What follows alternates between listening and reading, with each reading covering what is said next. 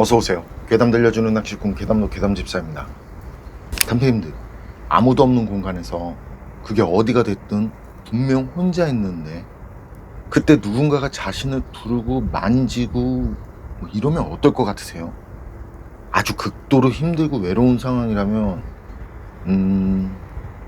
그런 상황이라면 이런 것들도 조금은 위안이 되지 않을까요? 혼자가 아니라는 생각이 말이죠.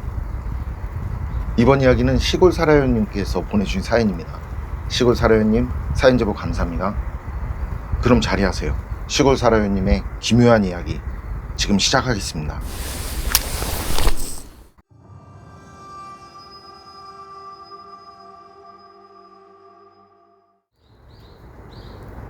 자, 그럼 이야기를 어디서부터 시작해야 할까? 때는 2010년 여름방학이었어요. 비록 방학이지만 그날은 학교에서 보충이 있어서요. 오전에 갔다가 오후 4시쯤 집에 돌아왔거든요. 저희 집엔 볕이 너무 많이 들어서요. 여름에는 에어컨 틀지 않고서는 일상생활이 불가능할 정도로 더웠는데요. 그런 집에서도 제 방은 아주 숨쉬기가 힘들 정도로 더 더웠기 때문에 그날은 도저히 제 방에 있지 못하겠더라고요. 그래서 저희 집에서 유일하게 에어컨이 있는 안방에 들어가서 낮잠을 잤단 말이죠. 안방에서 TV도 보고 유튜브도 보고 하다가 노곤해져서는 자려고 바닥에 이불을 깔고 눈을 감았어요. 그때 상태가 어땠냐면요, 잠에 든 상태도 아니고 꿈을 꿀 만한 상태도 아니었고 졸리다 뭐 이런 상태 있잖아요. 정말 딱 그 상태로 눈만 감고 있었단 말이죠. 그러다 도저히 이게 참기 힘들 정도로 졸음이 몰려오기 시작할 때 갑자기 누가 현관 이중문을 열고 들어오는 거예요. 현관에는 도어락이 있어서 문을 열면은 띠리릭 그런 비슷한 소리가 났고, 그 다음으로 열어야 하는 이중문은 옆으로 미는 나무문이라 드르륵 소리가 나는데, 그런데 그땐 현관을 여는 소리는 들리지 않고 드르륵 소리만 나더라고요.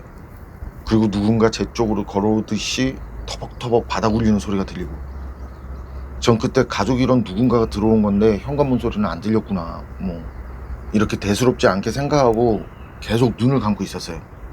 졸리기도 하고 귀찮아서 눈 뜨기가 싫었거든요. 그리고 그렇게 그 발소리는 안방 앞까지 와서 안방문을 끼익 하면서 열어요. 근데 그때 안방문에서 그런 소리가 났던가 싶을 정도로 그 소리가 들려오더라고요. 그리고 저희 집 바닥이 마룻바닥이라 걸으면 쿵쿵하고 진동이 느껴지거든요. 다른 바닥들도 마찬가지만 저희 집이 유독 그 소리가 심하게 난단 말이죠.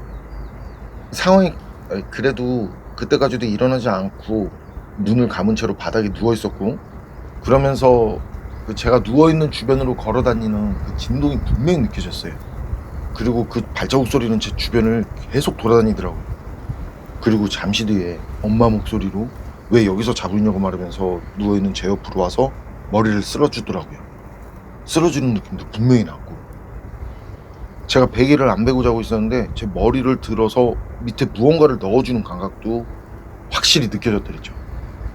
그런 상태에서도 저는 잠을 방해받고 싶지 않아서 계속 눈을 감고 있었고요.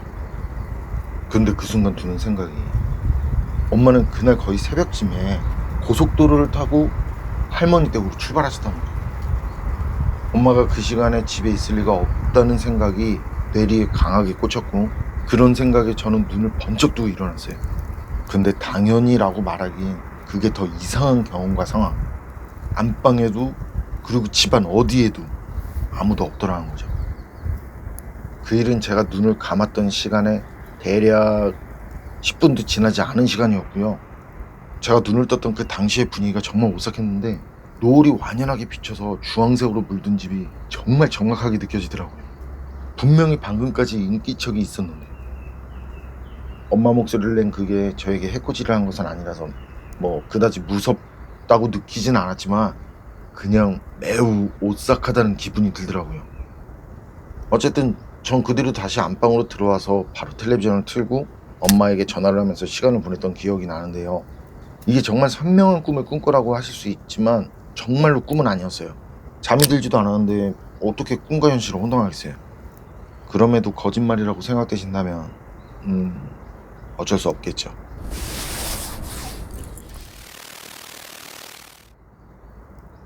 비타님이 올려주신 사연은 여기까지인데요. 분명 혼자 있는데 혼자 있는 것 같지 않은 상황. 이거 제가 둘째 가려면 좀 서럽죠. 실은 제가 처음 창업을 했을 때 거기가 사고 건물이었단 말이죠. 알고 들어간 거예요. 공간 엄청 넓고 깔끔하고 그 위치가 살짝 안쪽으로 들어가 있지만 그 정도면 감사할 일이고. 그런데 거기가 사고 건물인 걸 알면서까지 왜 거길 들어갔냐? 그때 제 상황이, 그러니까 그냥 가볍게 하나를 예를 들자면, 역에서 내려서 사무실까지 10여 분을 걸어가야 하는데 그날 역에서 내리니까 갑자기 비가 엄청 내려요. 우산도 없는데. 그런데 배도 엄청 고파요. 한 이틀 정도 굶었던 걸로 기억하거든요. 그때 이틀 굶는 건 일도 아니었으니까. 어쨌든 그날이 3일째 되는 그런 날인 거죠. 굶은 지. 거기가 성수동이었는데 그때 역 출구 앞에 붕어빵을 팔았단 말이에요. 주머니를 보니까 돌아갈 차비를 빼니까 딱 500원짜리 동전 하나가 남아요. 그래서 그때 붕어빵이 500원인데 그거 하나 사서 비 오는데 먹으면서 갔어요. 다른 때 같으면 비도 오니까 뭐 안에서 먹을 수도 있겠는데 그 붕어빵 파는 그 딸랑 붕어빵 하나 사면서 거기서 그거 하나 먹고 있는 게 좀 그렇더라고요. 이게 신경 쓰지 않는 상황이면 모르겠는데 없어서 그런지 신경이 쓰이더라고요. 그래서 그 뜨거운 거 한 입 가득 크게 반 베어 물고는 빗속을 달려갔던 기억이 나네요. 어쨌든 그런 상황이라 사고 건물이라는 거 알면서도 들어간 건데 그때 너무 외로워서 창문에 거미도 잡지 않았다는 거. 나중에는 거미가 저 엄지손톱만하게, 아니 그거보다 더 크게 커지더라고요. 저 뭐 거미에 대해서는 아는 게 없으니까 깜짝 놀랐어요. 그리고 그해 겨울쯤엔 갑자기 어느 날 보이지 않고, 제가 파리며 해충들 위주로 잡아서 밥도 줬었는데 색이 노란색이라, 그리고 좀 이렇게 무늬도 있고 얼룩덜룩, 그래서 꿀수파라고 이름도 붙여줬었는데 사라지니까 슬펐어요. 다시 혼자 된 것 같아서.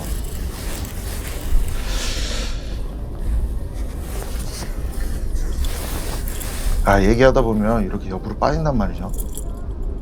어쨌든 그런 사고 건물이었는데 꼭 철회를 하면서 꼼지락꼼지락 뭘 만들고 있으면 이렇게 사진처럼, 그러면 그 앞으로 쓱 하고 지나가요. 그래서 나중에 제가 너도 월세라도 내라, 공과금 빼줄게 그랬다니까요. 그래서 제 개인적으로는 뭐 이런 사연들은 겁난다거나 아니 무섭다거나 오싹한 느낌보다 왠지 좀 반갑고 정겹고 그래요. 옛 생각이 나서. 그나저나 왜 저승사자들은 본업에 충실하지 못한 건지. 저승사자가 문제야, 저승사자가. 괴담록 오늘 이야기는 여기까지입니다. 그럼 전 다음에 또 다른 사연으로 찾아뵙겠습니다. 늘 건강하시고 평온하세요. 함께 해주셔서 고맙습니다.